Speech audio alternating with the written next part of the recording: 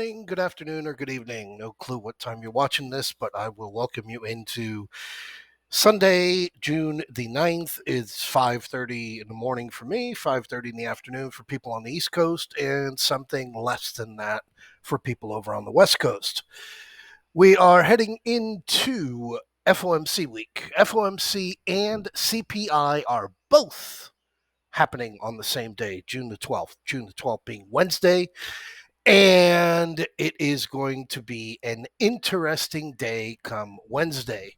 Just highlighting you here over the start of last week as we sent out the week of June 7 video a week ago today.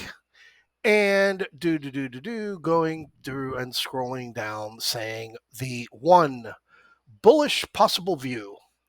We placed the W4 bottom, 51.9168. We are looking for 53.65 plus or minus 10. The bullish bear possible view. The WA, 49.53, 1, 2, 3, 4. WB falls in line, 53.65 plus or minus 10. We got 53.75.08. So I was wrong. We were plus 10.08. Unfortunately, we have two red closes in a row, minus one over there on Thursday, where we were able to take advantage of over on the credit spreads, and again there on Friday, minus 6. However, it's FOMC week, CPI week. So let's take a look at where we're at, because again, coming off of that, more importantly, the 49.53, but more significant, that low 50.11 on May the 2nd. I'm not a mathematician. I'm kind of more of a rocket scientist. 53.75, 50.11, we have run 300 and call it 60 points from that May 11th low. On that May 11th low was the last time we had May 2nd, the 50.11 low. Prior to that, going on there April 30th, that was the last time we had a minus 1% intraday trading session on the SPX. A lot of you who have been with me for a very long time, you all know how this works. Here you can see on these dips that we were getting there in after OPEX, 52.89 broke the safe edge, 53.12 broke the safe edge. Coming on down, 52.01 broke the safe edge, 52.54 broke the safe edge. Never did we actually hit minus 1% intraday. We there had 4 days in a row. Sorry, wrong. Yep. 4 days in a row where we came within 10 points of getting that minus 1% recording. Come back over here, where was it on that fail? 52.68. We only got to 52.56. On the full moon, 52.57. It was 52.54. Fractionally missing these lows. Fractionally. And here we come to where we're at. So what it means, because again, going into Monday, we are now at 27 trading sessions without a minus 1% intraday. So I will scroll you back upwards into, some recent data going back to April, where we had 19, going over here into the beginning of the year in January, where we had 17 trading sessions. I bring you here to December of 2023. We went 25 trading sessions without an intraday minus 1%. And as you can see here, 45.46.72, 45.48.68. We only went down there to go and touch it and say, okay, you're in the books, shut the fuck up and fuck off. That began coming off of when Israel invaded Gaza on October 27th. The day prior to that being where we had gotten our last minus 1% day. And as you all remember, that was where we were getting long into November, going into that Israel invades Gaza low. Come back prior to that, we are now into August. We're into August 18th of 2023, and we are already in our decline from July. Again, we had an 18 trading session move coming over there after the July highs. July highs were posted on July 27th. That ran all the way from back here on July 7th, July 6th, where we had our minus 1% day, 18 days in a row.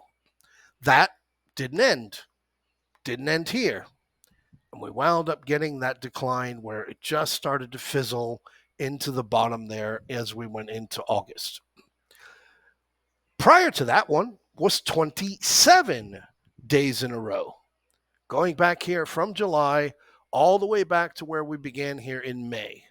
And as I recall, me personally, I recall when we played these two minus 1% days, we were sitting there talking about, guys, that's it.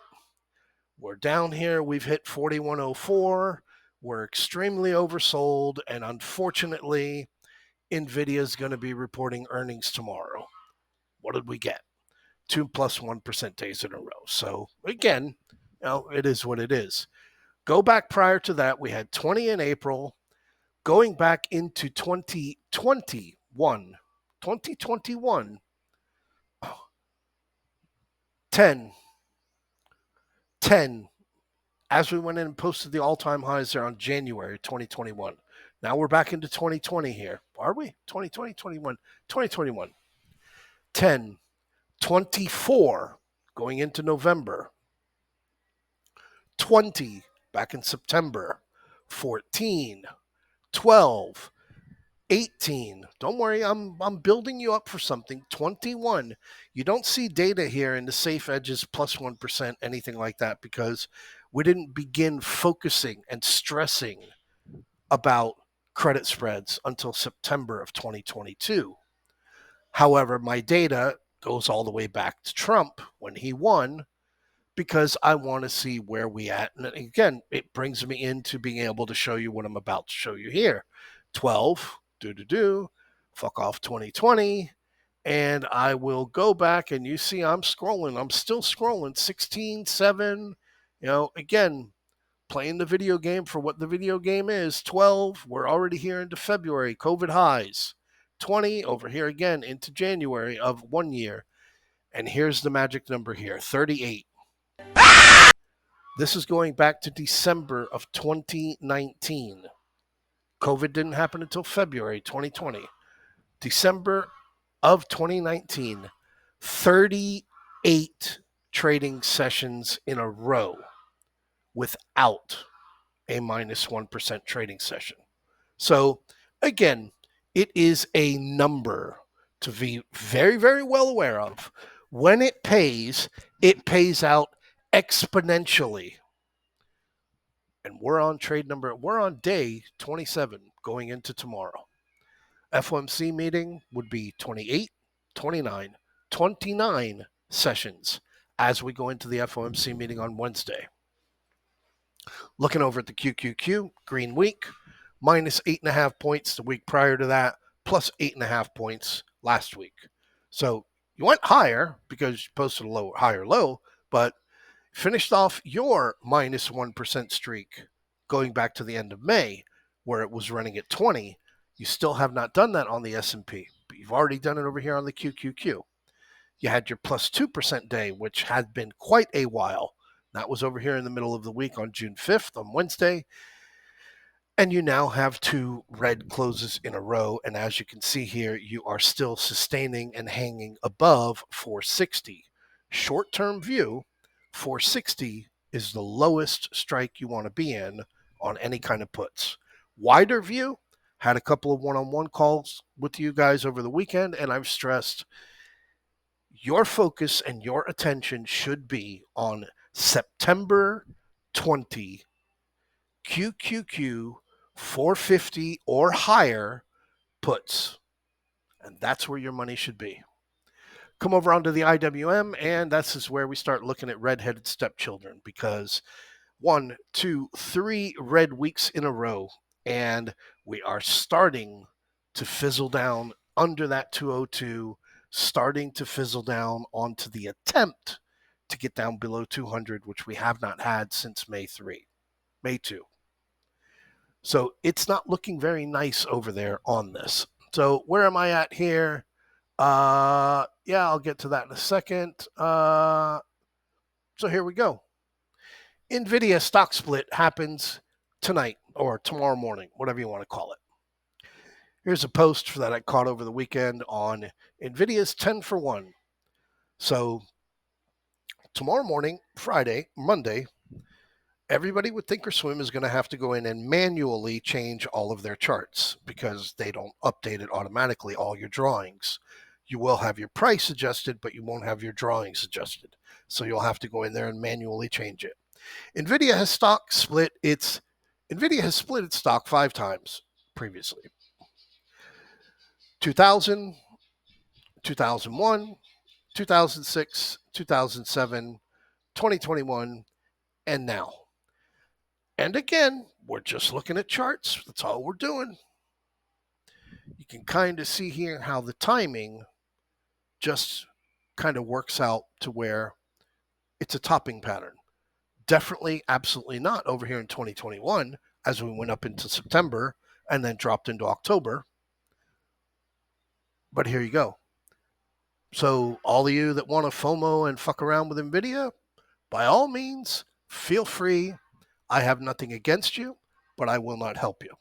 FOMC meeting is on Wednesday, so I've got to go back to the old FOMC meeting email that went out on May 1 and show you what happens with the FOMC meetings. FOMC meetings are sit back, do nothing, sit back and do absolutely fucking nothing until we get close to 2 o'clock.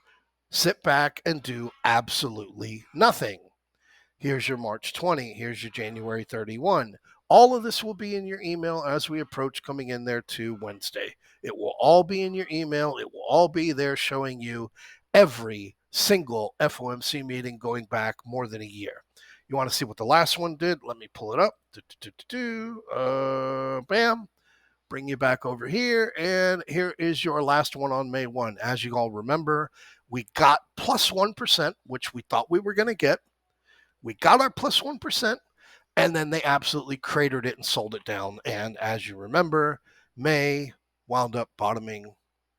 We've already been there. So again, that's what you're working with when you're talking about FOMC meeting. As you can see here, nothing to do whatsoever, absolutely nothing until you get closer to 2 o'clock. And then come 2 o'clock, you start getting your move, and you get another move as you go into the end of the day. So enough with that. And having regurgitated these stocks more than I'd like to, I lead you here with GameStop. For the investors in those private credit. And I applaud every single person that had a fist shoved dry up their ass on Friday, thinking this roaring kitty was going to be the savior and turn your microwaved money into hundreds and millions and billions and trillions and gazillions. I'm going to be honest with you. I'm kind of retarded. Every one of you deserve to get fucked. And if you did get fucked, I have no sympathy for you. I only hope that you learned your lesson to stay the fuck away from this kind of stuff and be an adult. Being an adult, as Joe Biden will show you, isn't all that it's cracked up to be. Joe Biden, yeah, yeah. Joe Biden, yeah, yeah. Joe Biden, Biden's back, all right. So I bring you to the VIX. And here, looking at a very zoomed in chart on the VIX. But again, Friday, crushed the VIX. Kind of knew that was going to be a problem. And we still have this gap below from going back 2 weeks ago.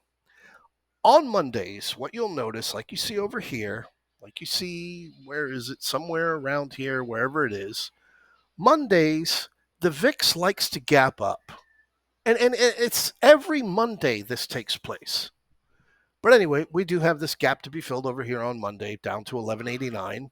And when you go and zoom out very much for, we're pretty much hitting a bottom down here. And this is why every time we've gotten into the 12s, it's been a very easy way to get short. Every time we get down below 12, it's an even more aggressive way to get short with puts in a very far and zoomed out point of view. And here we are pushing down on that 1189, on that 1136 once again. They say you can't chart the VIX, and you know what? They're not wrong, because you really can't chart the VIX. I mean, here we are. This is the long term. Now, this isn't going to work out. But here was the long-term support trend line, and that got broken as we went into the creation of AI. And here are your other trend lines, which again, they are not working out. It's not something that you can go and, hold a candle to. However, when you do chart the VIX, and we chart it the way that we do it, the way that I do it, I can get you out of a short position faster than you could go and get sucked off at a gay pride parade over there in fucking Connecticut. The VIX has pivot points, and these pivot points are very critical. They're very important. So when we talk about the VIX and we mention the VIX, it's more significant than anything else when it comes to trading the SPX. So again, we're heading into the FOMC meeting, and we've got the VIX down here sub 12. So I bring you over here to the SPX and looking at this from a clean 1, 2, 3, 4 bullish view. I'll show you in a second. But here I'm looking at the A and the B and the C being up here where 53.65 plus or minus 10. We got plus 10.08. So we got 53.75.08. Absolutely nothing, like I've shared in recent days, nothing at all happens until there's a break below 53.30. 53.30 is the absolute bottom for now. On any break below that 53.30, this 53.16 comes into question.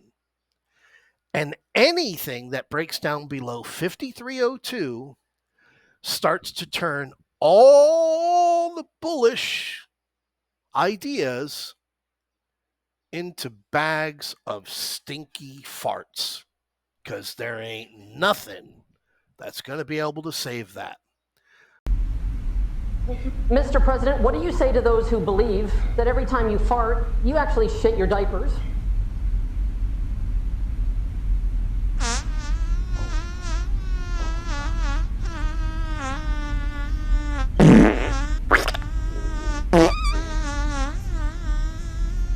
Looking up here from a wider view and moving prices up here, this is what is expected by everybody out there right now that is only considering that you have 5, 6, 7 stocks that are doing all of the work.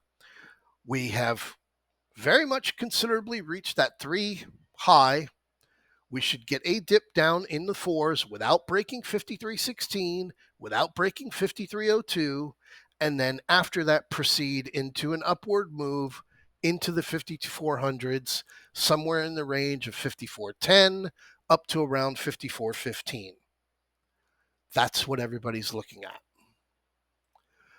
I come on to me and I see, again, the new moon has been placed, and the new moon is not as reliable as your full moons. It very much does help when everything is lined up and everything is showing. Yes, your new moon can be a very good assistance, but it's by all means nothing like the full moon. So I bring you out here to a 15-day, 30-minute chart and bring you on to what I watch and I look at all day long, every day. And that is our SPX Thanksgiving chart. That's just because that's what I named it a couple Thanksgivings ago. You had a 7.84, excuse me, 7.84% rally off of that April low 2.81% dip. And again, no minus 1% days have been taking place. Bang, bang, bang. And here we are up at 53.75 plus or minus 10 from 53.65. Bring you on to the default and look at it from the same point of view. Move this down. Bear with me. I am not a rocket scientist. I am a magician. Ha, caught you there. And again, this is the same view that you're looking at from there to here. You got your gap over here to be unfilled, and everything under 51.91 is just sitting there doing absolutely nothing. 51.91 taking place just more than a week ago. And here we are up 200, call it, points from that in a week, all because of NVIDIA. So same view that you're looking at here, and again, bring you over here onto the detailed view, what we're looking at. 53.30 is the primary oh shit. 53.02 starts to create some big problems. Filling this gap down here, down to 52.90, breaking 52.86, getting below 52.75, not only does the shit start rolling downhill, however, from a big load study, big charts, from a big, broad point of view, and we'll get this 200 out of here. I apologize for not having it ready for you. I apologize for wasting your precious time so you can go and watch, NBA basketball.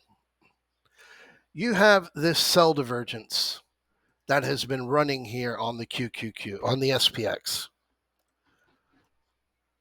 all the way back here since mid-May. Here we are with our mid-May. Here is our sell-off. Here is our get out of our puts trade because we're oversold.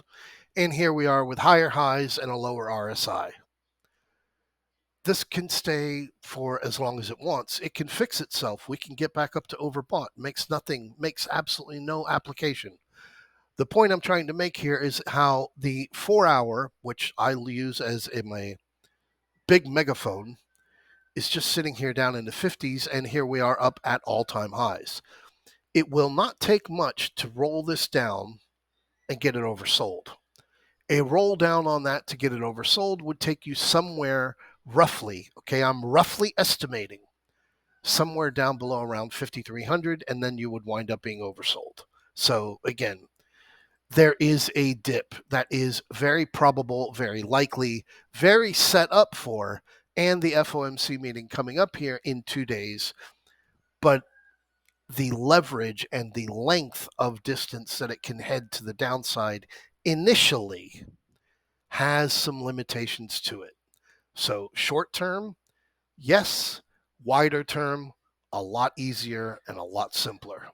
So there we are. Bring you back over to Roaring Kitty. And so I will bring you over into where it's all at.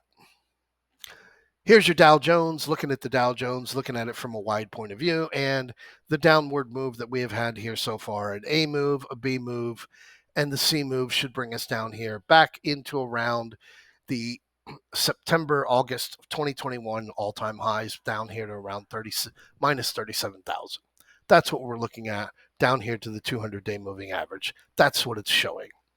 What I'm showing you here in red and in green is your 50-day and your 100-day moving averages, and as you can see them converging together during the course of this week is when we should get a bearish crossing of the 50, crossing down below the 100, which is rising, not bullish. So again, Dow Jones, the DIA trade, I believe it is again on the table, and we should be looking at a move down to around those April lows over the course of the next week, 10 days, and then start heading into the OPEX week, which is next week. The Russell 2000, looking at the IWM, again, the same thing with the red and the green, the 50-day and the 100-day. Over the course of this week, heading into next week, we will be seeing a bearish cross of the 50 and the 100, with the 200 continuing to rise up. And looking here at a 4-hour chart, unfortunately, we are getting a little bit oversold. So continuing to be monitored, but the IWM is the weak link, and getting this gap filled down here below 200, just below it, would be a significant start Anything below 198, more significantly that 196.40, and you could start to scream and holler, shake your booty that we are undoubtedly going to be looking to see the April lows. So I'll leave you here with the QQQ. Looking here at the QQQ, looking at our dip and our decline that we had going in here into April, AB, and then an AB big C, where almost all of these like to go down to the 261 extension when they have their dips, almost all of them. The move upward since then, off of the April lows, what we're looking at here, and from my view, is a 1-2. We've got a good 3 right there into the full moon. Your 4 where you dipped off, and now where we are is into the topping part of 5. Structure of 5, questionable. However, it does very much look as if you have a completed 5th, and you're looking at some very big Fibonacci's that are coming up here. This being the 300 extension coming off of the the Israel-Gaza lows in October of last year. So should be looking at the QQQ having topped off. Break down below that 460 area and start pressuring down below 448. And now you start to see some significance, this being the NDX that I'm showing here. But again, the exact same thing as you have over on the SPX. You have had a running sell divergence on the 4-hour going all the way back here to the middle part of May. Higher highs, your dip, much higher highs, and you've had this running sell divergence. So again, it's there, but until we see some price action and some movement, there's nothing to talk about with it. So then I bring you here onto the QQQ. And again, this being something that once you start to pick it up, you can see it with a blind eye. You can see here ABC. There's your 1. Here's your 2. ABC. Boom, your 2. Here's your 3. Here's your 4. And it very, very much looks as if you're posting your 5. So can we go higher? Absolutely. We could go up there to that 467. When do we start to have some problems? When we break down below 460. We get down below 460. We start pushing below that 455. Then we start to see whether or not we have something working, and that working meaning that we are heading down into the 440s, pressuring 442, eventually coming upon that this fucking line sucks, 433.50, which opens up our big, huge gap down here at 426. You have your 413, and from a bigger, broader, wider point of view, like I've talked about, I still see that we, prior to September, most likely coming into summer, are going to be looking at a visit down there at that 402, down at that 386, down in this range. A lot of you will be sitting there going, how in the fuck is that going to happen? Well, that's what I see. And, you know, kind of like, hey, Malcolm, man, that was a great phone call. Incredible that your wife is actually from here. So absolutely incredible. Futures are about to open up in a minute. So that means I am going to pull a roaring kitty, and I will see you guys in the chat room tomorrow and have an email out for you prior to the opening bell. Watch this. Watch this. I think for now, we're going to end the stream. I think we're going to end the stream now. Let's end it.